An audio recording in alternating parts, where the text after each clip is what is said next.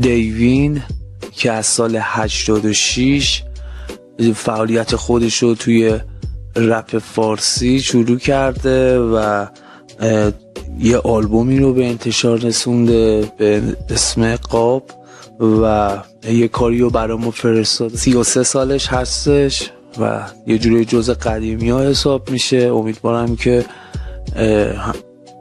راههای خوبی براش باز بشه، بریم یکی از کاراشو ببینیم، با ما همراه باشید.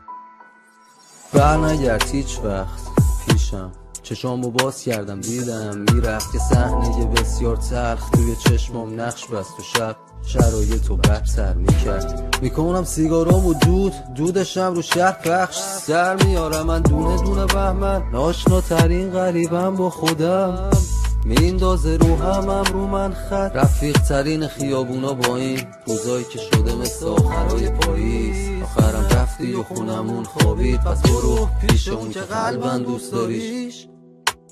با اینکه دلم خیلی تنگ شده ولی ترجیح میدم که از هم دور باشی. گاهی بی تفاوت لای خاطرات را میرم و گاهی بی دلیل لای آدما ورق میزنم، زندگیمو پر دست خط تو شده کاغذاش، خودم متنفرم از این حالتام.